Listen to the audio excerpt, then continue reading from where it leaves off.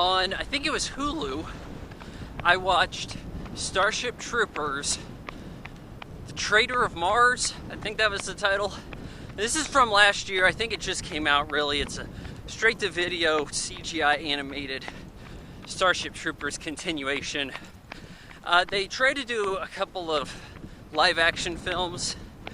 I thought it was just a couple years ago, but actually like 2012 they did a CGI animated film. And they also had this CGI like kids cartoon almost for Starship Troopers in like the early 2000s, which seems really out of line. But yeah, this is an R-rated CGI movie. It's not quite as sexed up as the last one. I don't remember what they called that, but I only watched a little bit of that one. Anyways, this one, interesting. We're continuing with the original characters here, chiefly Johnny Rico, who looks a little bit different than we last seen him.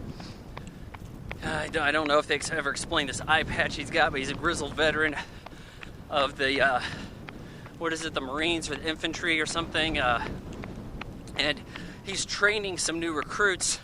These are people from Mars, and Mars wants to separate from the their Starship Trooper organization. I forgot what they call that, but you got this young gal in charge. She's like, says she's 26. She's the fastest rising, youngest ever air marshal, so she's like the leader. But then you have this weird thing where it's like, if she's a military leader, why is her whole character fixation on poll numbers? You know, it's trying to be kind of relevant. And Starship Troopers always wanted to do this like satire angle. I felt like the first one kind of rubbed me the wrong way. But that's like, you know, Paul Verhoeven saying, look, if I made Aliens, it would be like this. There'd be a lot of social satire and maybe modern politics. And I think that was what they were going for with the original film. In subsequent straight-to-video sequels, they kind of doubled down on that. Make sure the imagery was front and center for you. To be like, oh hey, satire. Oh hey, it's like the Nazis. Hey, it's a false flag war, you know, whatever. In this case, it's weird that she's obsessed with the poll numbers. I think that's influenced by Donald Trump. Because what does someone in the military have to care about polls?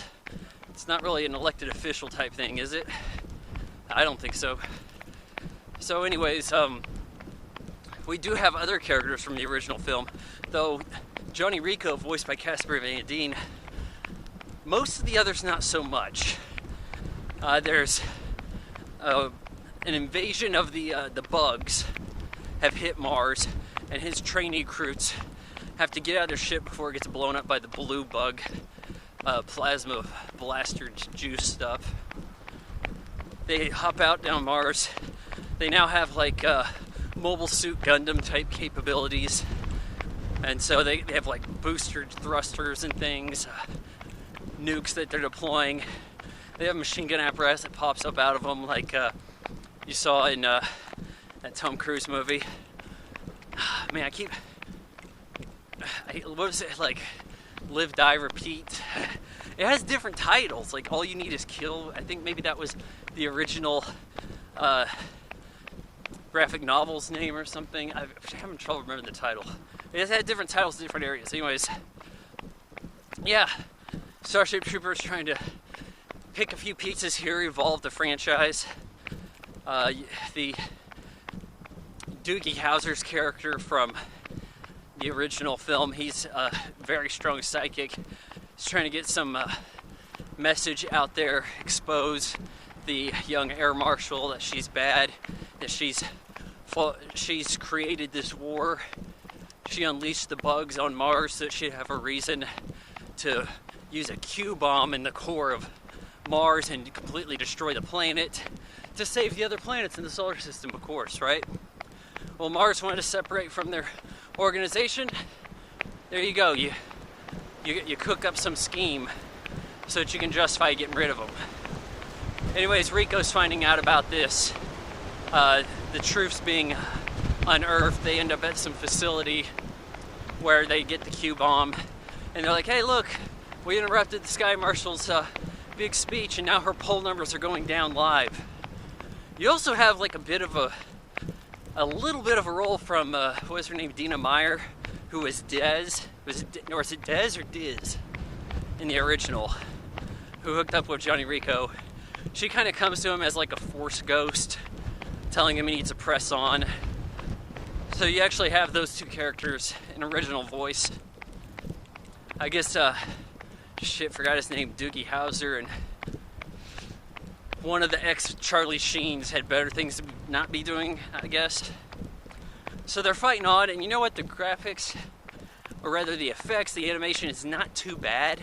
But you kind of think at times, hey, maybe they got these helmets on over their face and not looking very Starship Troopers-like for the sake of easier to animate.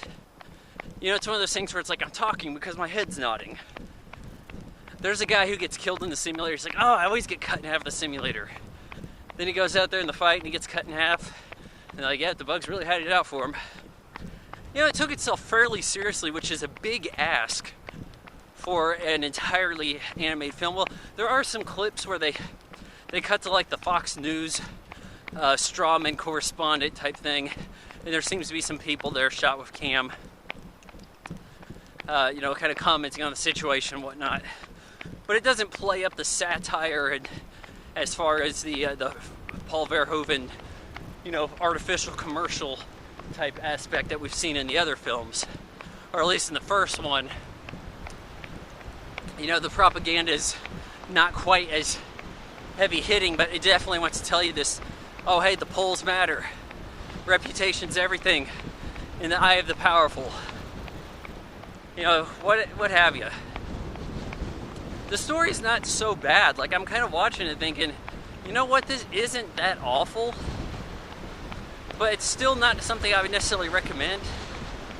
Like, what are the limits to Doogie Howser's ability to talk to people through space? Like, I've never seen a thing where a psychic had that kind of reach, and he's freaking human.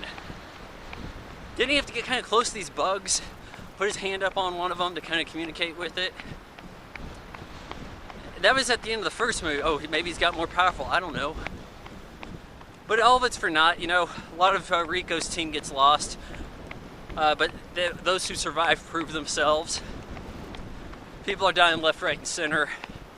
But, you know, the mission's successful, exposes the air marshal. She doesn't seem to actually lose her place. Now the public just dislikes her. So what? She's not going to get reelected? Is that how this goes? And then you're kind of thinking, well, that was sort of a waste, wasn't it? Look, I guess there's worse out there. But yeah, I wouldn't quite recommend this by any means. And there's probably better things for you to be watching, but you know, I'll give it may be some way better than anticipated. Starship Troopers, the Traitor of Mars, whatever the title. 2 out of 4 stars.